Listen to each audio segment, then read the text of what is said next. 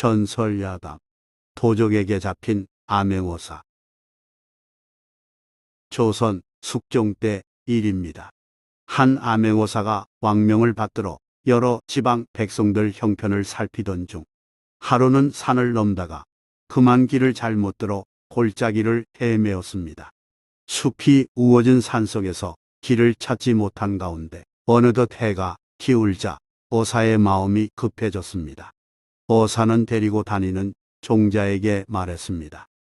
우왕좌왕하지 말고 발길 흔적을 찾아보거라.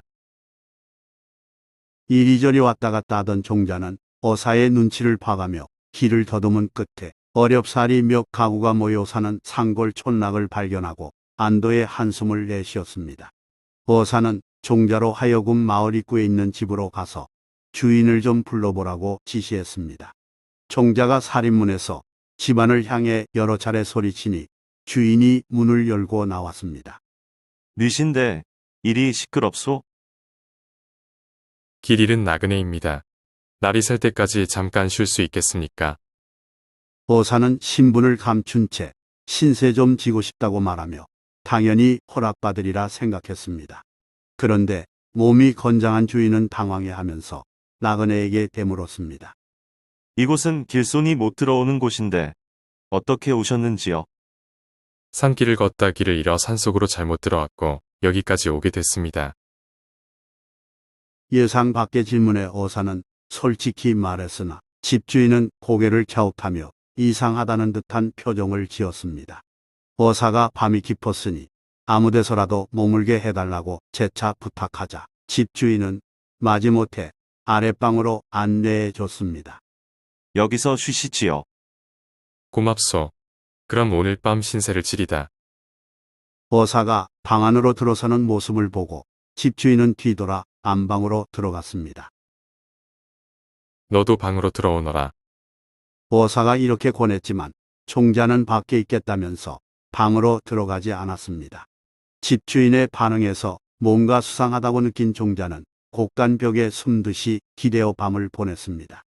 종자는 동이 틀 무렵 새벽닭 울음소리에 잠에서 깼는데 그때 주인이 살인문을 나서서 어디론가 향했고 얼마 지나지 않아 장정 몇 명을 데려왔습니다. 주인은 이어 방으로 들어가서 다짜고짜 어사를 잡아 끌어냈습니다.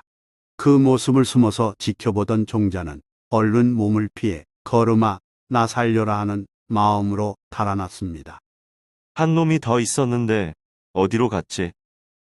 집주인은 집에서 종자를 발견하지 못하자 어사만 잡아 끌고 근처에 있는 큰 집으로 갔습니다. 촌락은 도적들이 숨어 사는 작은 마을이었고 큰 집에는 도적 두목이 살고 있었습니다. 두목은 자신이 도적임을 스스럼없이 밝히면서 어사에게 물었습니다. 보아하니 사냥을 하거나 농사짓는 사람 같지는 않은데 당신은 뭐 하는 사람인가? 산전수전 다 겪은 우리들 앞에서 행여 숨길 생각일란 말아. 그저 나그네라오. 과거에 떨어져 기분 전환 차 여기저기 유람하던 길이었소. 어사는 이렇게 둘러댔지만 한 도적이 나서서 어사의 몸을 뒤져 마패를 찾아냈습니다. 그러자 두목이 말했습니다. 마패를 지닌 것으로 미뤄 암행어사가 분명하구나. 우리 근거지가 노출된 이상 결코 너를 살려둘 수 없다. 이는 내 운명이로다. 두목이 이처럼 단호히 말하자 어사는 순순히 자기 신분을 밝히면서 말했습니다. 그렇다. 나는 암행어사이니라. 나를 죽이려는 모양인데 아침밥이나 먹게 하고 그런 다음 전하께 절이나 올리도록 해다오. 이 말을 듣고 곧 죽을 놈에게 왜 밥을 먹이느냐고 반대하는 도적도 있었지만 두목은 아침밥을 차려오라고 부하에게 명령했습니다. 어차피 죽을 사람이니 밥 한 그릇 배불리 먹게 해줘도 되지. 이윽고 밥상이 들어왔고 어사는 한 숟갈씩 떠서 천천히 씹으면서 느릿느릿 먹었습니다. 성미 급한 도적 하나가 빨리 먹으라고 재촉했으나 어사는 오랜 시간에 걸쳐 그릇을 비웠습니다. 이승에서 먹는 마지막 밥이라 그런지 달디 달구나.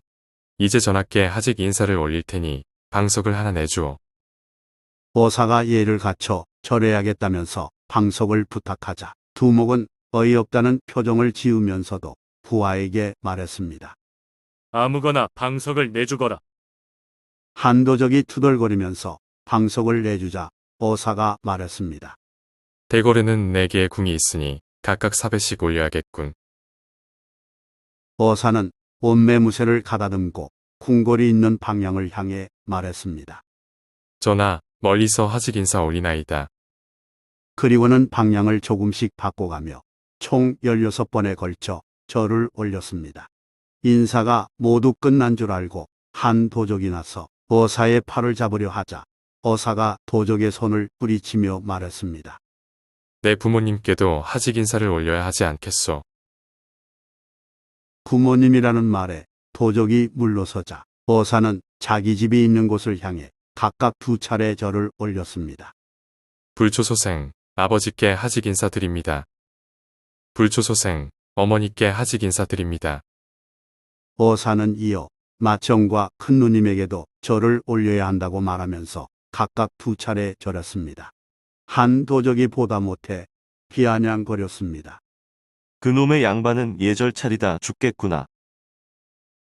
그러거나 말거나 어사는 모두 24번에 걸쳐 절을 올렸는데 마치 새색시가 시집와서 시부모에게 조심스레 절을 올리듯 매우 정성스럽게 절했습니다. 이렇게 느릿느릿 절을 마치니 어느새 시간이 제법 흘러 정오에 가까워졌습니다. 이제 끌고 가자.